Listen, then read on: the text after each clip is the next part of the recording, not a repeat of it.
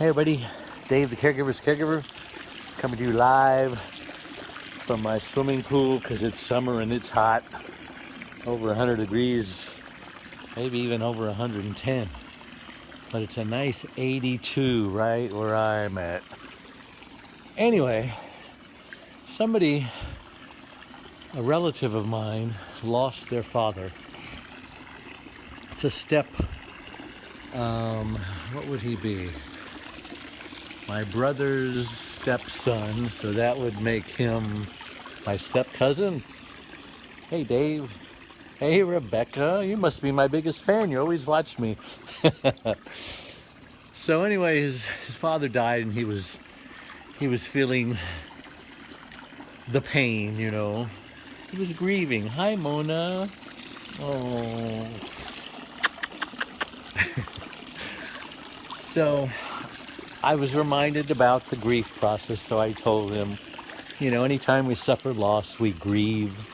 If your boyfriend dumps you, or your father dies, or the doctor tells you you only have 3 weeks to live, or your attorney tells you bankruptcy is the only way out, or your other attorney serves you with divorce papers, whatever the loss is, you're going to grieve. And so the first step of grief is denial. Your brain refuses to acknowledge that this is really happening. And so you just say, no, that ain't going to happen. No, no, I'm not going to die. No, she's not divorcing me. No, my father didn't die. He's just sleeping, you know. And the longer we stay, hey Paul, the longer we stay in that denial, the more danger there is of us becoming delusional.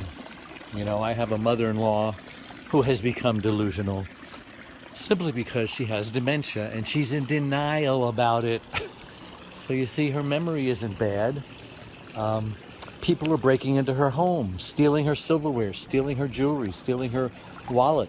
They mysteriously come back a couple of days later, but then somebody broke into the house and felt guilty and put it back.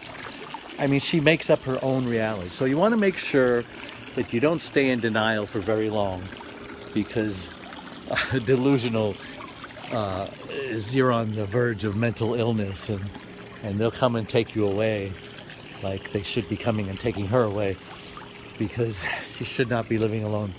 The next stage of grief, after you realize that this has happened, is bargaining. And we try to bargain our way out of it. You know, if it's with a boyfriend or girlfriend, it's like, can we still be friends? You know, we try to negotiate. If it's bankruptcy, is there any way that I can still keep my house, you know? Or if it's death, you know, the doctor, is there anything I can do to prolong my life?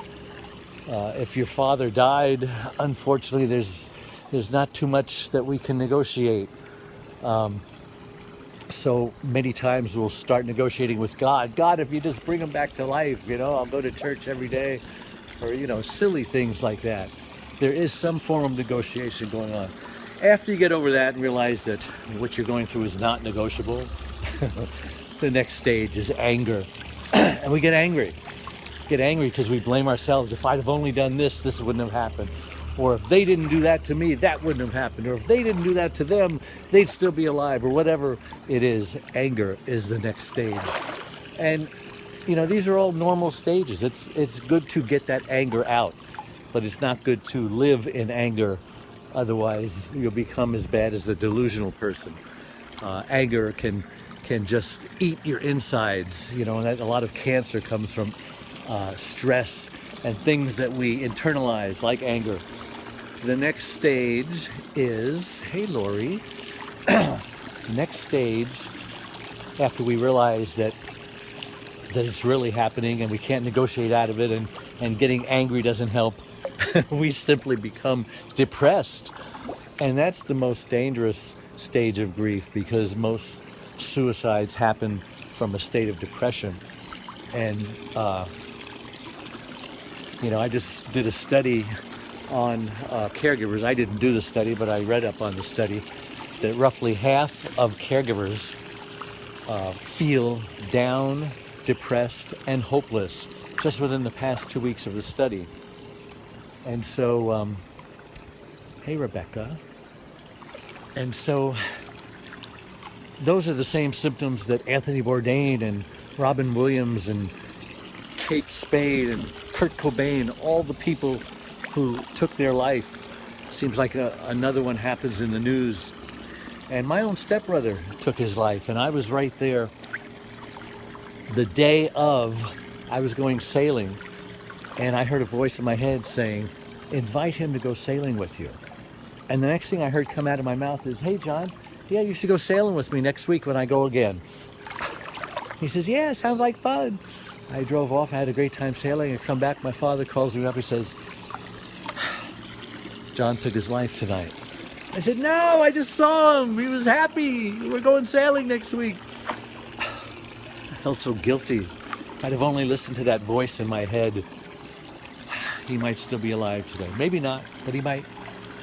And so we want to take care of depression. We want, if you're not getting out of bed, if you're not eating, if you're not sleeping, if you're eating too much, go see a doctor and they can restore the chemical imbalance in that brain, because suicide is a permanent problem to a temporary, it's a permanent solution to a temporary problem.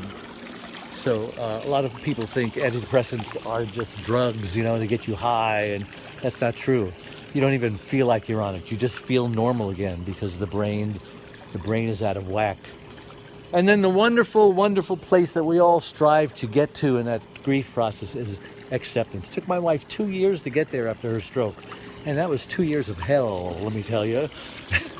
But, I almost didn't make it. I almost left her. I wrote her a note. I didn't have the heart to give it to her. She was so mean to me. You always hurt the ones you love. But after a couple of years, she started becoming her old self again. And like I said, things are temporary. You don't want to do a permanent solution to a temporary problem. And so acceptance is where you accept the new normal.